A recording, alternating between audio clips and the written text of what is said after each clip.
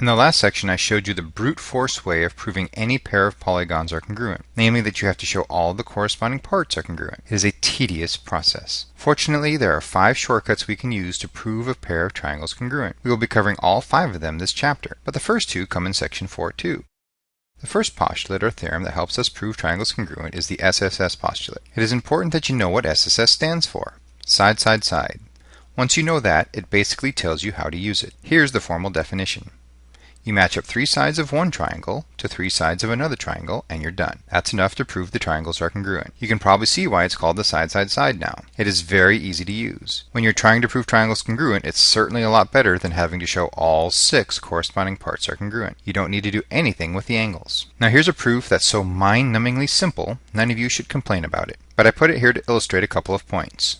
First, you are free to use the abbreviation SSS. Very few people call it the side, side, side postulate. It's far more common for it to be referred to as SSS, so use that. Second, the SSS postulate requires 3 pairs of congruent sides before it can be used. All 3 of those congruent pairs of sides must appear in your proof before SSS can be used. Here you can check them off one at a time. All 3 of them do indeed appear before SSS, so it is valid for me to use SSS in the last step. When you're doing your proofs, make sure you have all 3 in your proof before you use SSS. Here is a little different one to illustrate something to be aware of. In this picture, 2 triangles share a side. That's known as the common side. You will see common sides quite a bit in problems and proofs, especially this chapter. With this proof, I am again attempting to use the SSS postulate, but with every time I use SSS, I need to have all 3 side congruencies showing up in my proof before SSS. Here I only have 2 of them.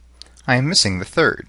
Wonder what that blank line is for. This is what the common side is for. The common side is going to be congruent for both triangles. Something is obviously congruent to itself. That's the reflexive property. I know I have maligned that property in the past. Sometimes, maybe, possibly, having referred to it as the dumb property. Maybe.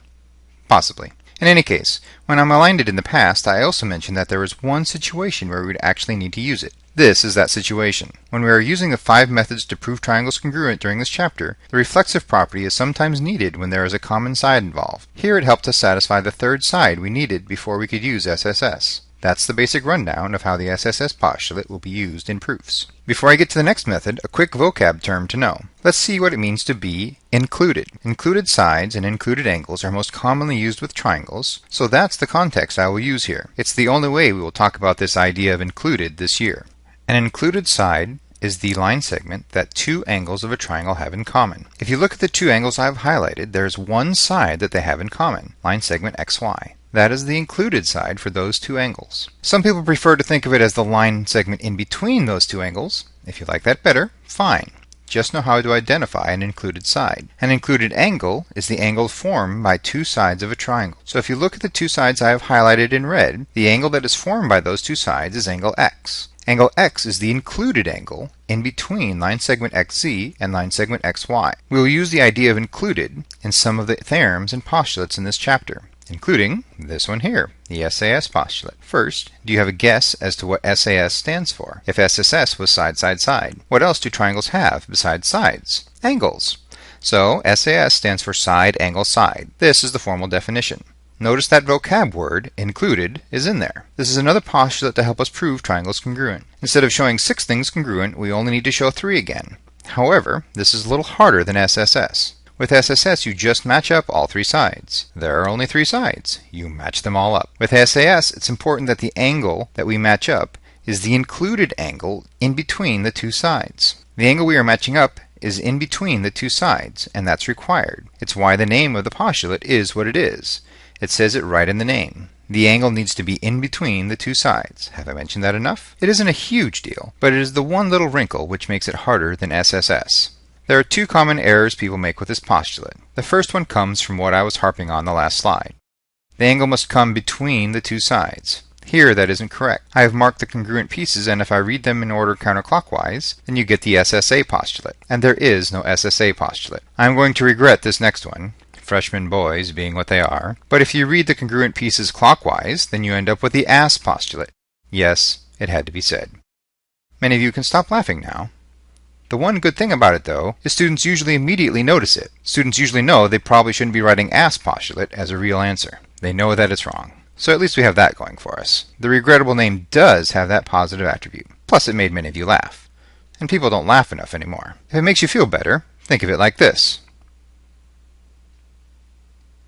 Is that any better? Now we get to the second common error people make with this postulate. It comes up in situations kind of like this. Both triangles have two sides and one angle. So students will check off that box mentally. Then what's the next question to ask? You need to check if those two sides and an angle are actually in the right order. So students will look at one of the triangles, usually the left one, and notice that the left triangle looks like it will be SAS. And that triangle, it is correct. However, it isn't correct for the second triangle. But students won't check both triangles. They are in too much of a hurry, or they're too lazy, and just notice SAS for one triangle and they move on. It happens all the time. So take your time. Be careful. You need to check both triangles and they need to match. Last thing, just like SSS, when you're trying to use the SAS postulate in a proof, you must have all three of these show up in a proof before SAS is used. I have made a point to say how important the order matters with how the pieces show up in the triangle, but in proofs it doesn't matter what order the pieces show up. The only thing that matters in a proof is that both sides and the angle are declared congruent in the proof before the SAS line in whatever order makes most sense. And yes, that sometimes means you have to use the a reflexive property.